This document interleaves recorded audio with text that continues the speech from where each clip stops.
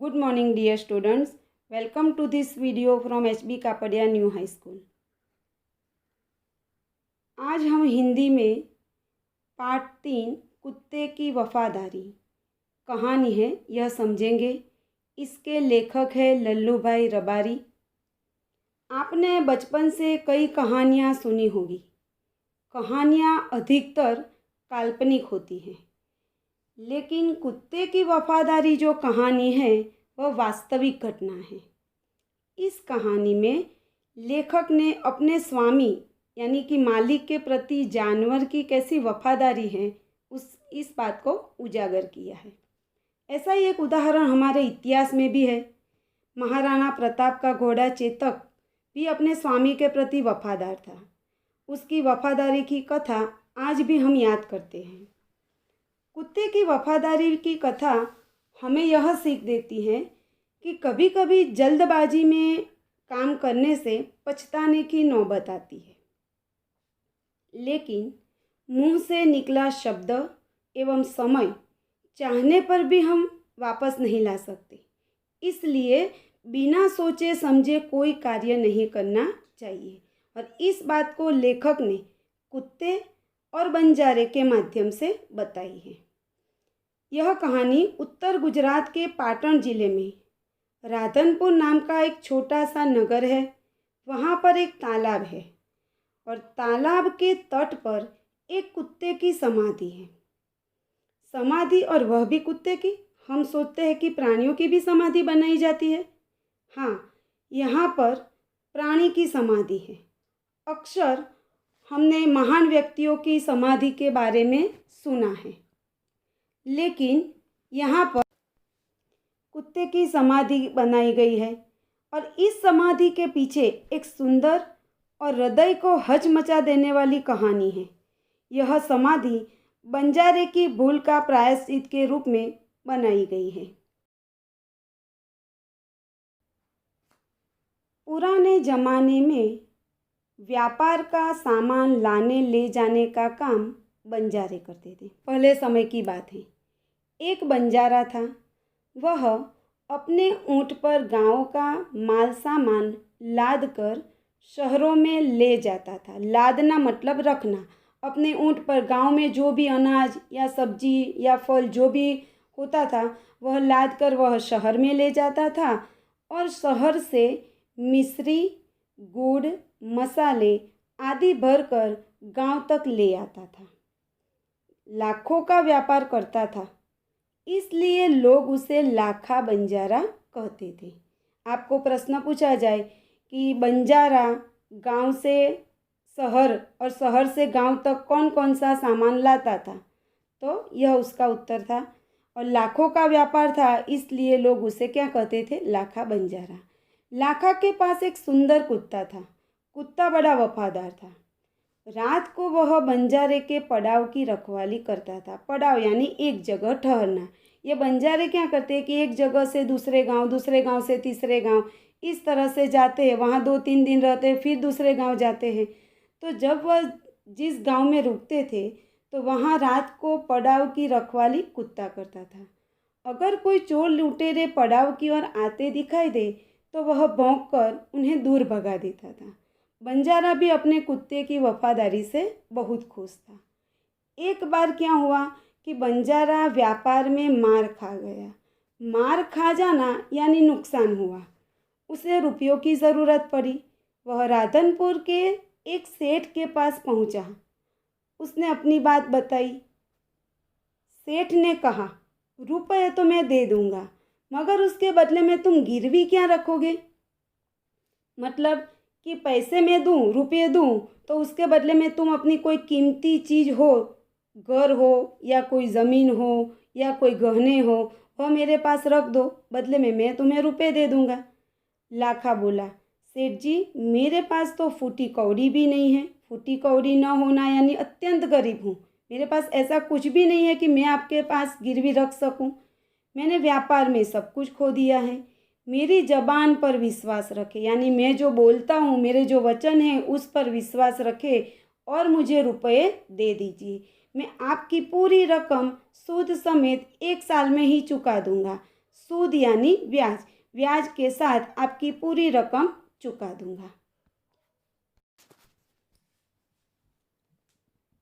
सेठ बोले, कोई बात नहीं, तुम्हारे पास यह कुत्ता है तो तुम इसे ही जमानत के रूप में दे दो, जमानत यानी जामीन के रूप में मेरे पास यह कुत्ता छोड़ जाओ। जब तुम सारे रुपए लौटा दोगे तब मैं भी कुत्ता तुम्हें वापस कर दूंगा। बंजारे को दुख तो बहुत हुआ, क्योंकि उसे अपना वफादार कुत्ता वहाँ पर रखने की इच्छा नहीं थी। अपने कुत्ते को देने में बहुत दुख हुआ, मगर और कोई चारा भी नहीं था। कोई और चारा न होना मतलब कोई उपाय भी नहीं था। इसलिए उसने अपना कुत्ता सेठ के पास छोड़ दिया और रुपये लेकर वह चला गया। कुछ दिन बीत गए। एक बार सेठ के यहाँ चोरी हुई। कुत्ते ने चोरों का पीछा किया। दूर जंगल में जाकर चोरों ने सारा माल सामान जमीन में गाड़ दिया। गाड़ देना मतलब गड्ढा किया और उसके अंदर सामान रख दिया। वहाँ से 9-2-11 हो गए, मतलब कि वहाँ से भाग गए। 9-2-11 होना, भाग जाना। कुत्ता वहाँ भौंक भौंक कर सेठ को बताने लगा कि लुटेरे आपकी दुकान को तोड़कर माल उठा ले गए हैं। सेठ तो हक्का बक्का रह गया। जो भौंक कर बता रहा था कुत्ता, तो उसके जो भौंकने से उसके कहने का जो तात्पर्य था, यह सोचकर वे हक्का बक्का रह जाना यानी आश्चर्यचकित हो गए सेठ। कुत्ता सेठ की धोती पकड़कर आगे खींचने लगा, मतलब कि वह ऐसा इशारा कर रहा था, ऐसा संकेत दे रहा था कि आप मेरे साथ चलिए। सेठ कुत्ते के पीछे पीछे चलने लगे। जहाँ चोरों ने माल छिपाया था वहाँ जाकर कुत्ते ने क्या किया, पैरों से मिट्टी खोदने लगा। मिट्टी वहाँ से खोदकर उसने थोड़ी ही देर में सामान निकल आया। यह जैसे ही सामान निकल आया, यह देखकर सेठ की तो खुशी का पार न रहा, अत्यंत खुश हो गए। वह कुत्ते को प्रेम से थपथपाने लगा। थपथपाना यानी शाबाशी देना। कुत्ते की वफादारी से वह मुग्ध हो गए, आश्चर्यचकित हो गए। घर जाकर उन्होंने क्या किया, एक चिट्ठी लिखी लाखा बंजारे के लिए और चिट्ठी लिखकर कुत्ते के गले के पट्टे में बांध दी। और अब कुत्ते से कहा कि कुत्ते भाई, जाओ तुम अपने मालिक लाखा बंजारा के पास, तुम मुक्त हो। कुत्ता खुश हो गया और अपने मालिक से मिलने के लिए वह जल्दी जल्दी भागने लगा। इधर लाखा ने भी व्यापार में खूब धन कमाया। वह सेठ को उसकी रकम वापस करने के लिए उसी रास्ते से आ रहा था कि जहाँ से कुत्ता आ रहा था उसे मिलने के लिए। उसने दूर से अपने कुत्ते को अपनी ओर आते हुए देखा। वह नाराज हो गया। क्यों नाराज हो गया? उसे लगा कि कुत्ते ने मेरी जबान काट ली, मतलब कि जबान काट लेना यानी वचन भंग करना। कौन सा वचन? लाखा ने सेठ को वचन दिया था कि मैं आपके पैसे सूद समेत वापस लौटा दूंगा, तभी मैं कुत्ता ले जाऊंगा। उसे लगा कि मैं सेठ के यहाँ गया नहीं और यह कुत्ता यहाँ पर आ गया है, तो उसने बेवफाई की है। अब मैं सेठ को क्या मुंह दिखाऊंगा? उसने आव देखा न ताव, आव देखा न ताव यानी बिना सोचे समझे कार्य करना। बस उसने कुत्ते के माथे पर लाठी का प्रहार कर दिया। इतनी जोर से प्रहार किया कि कुत्ता बेहोश होकर गिर पड़ा। बाद में लाखा ने देखा कि कुत्ते के गले में एक चिट्ठी बंधी हुई है। उसने वह चिट्ठी खोलकर पढ़ी तो चिट्ठी में क्या लिखा था? लाखा, तुम्हारे कुत्ते ने मुझे सूद समेत रुपए लौटा दिए हैं, अतः कुत्ते को मैं मुक्त करता हूँ। उसने मेरे घर चोरी किए गए माल सामान को वापस दिलवा दिया है। खुश होकर मैंने स्वयं इसे मुक्त कर दिया है। यह किसने लिखा था? सेठ ने लिखा था कि जो चोरों ने माल चोरी किया था वह उसने मुझे वापस दिला दिया है। इसका मतलब कि उसने सूद समेत रुपए लौटा दिए हैं। तुम्हारे कुत्ते की वफादारी से मैं खुश होकर उसे स्वयं मुक्त करता हूँ। लाखा तो चकित हो गया चिट्ठी पढ़कर।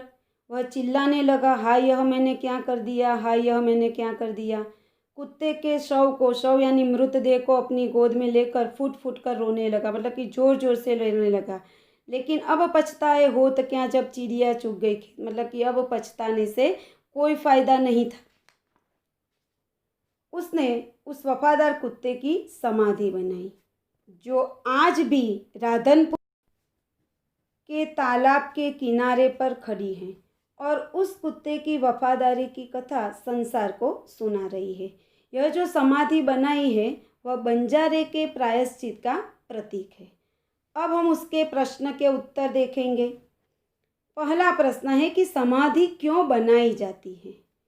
तो समाधि कब बनाई जाती है कि जब कोई व्यक्ति, विशेष व्यक्ति या कोई प्राणी की मृत्यु के बाद उसकी याद में उसके प्रति अपना आदर सम्मान व्यक्त करने के लिए समाधि बनाई जाती है।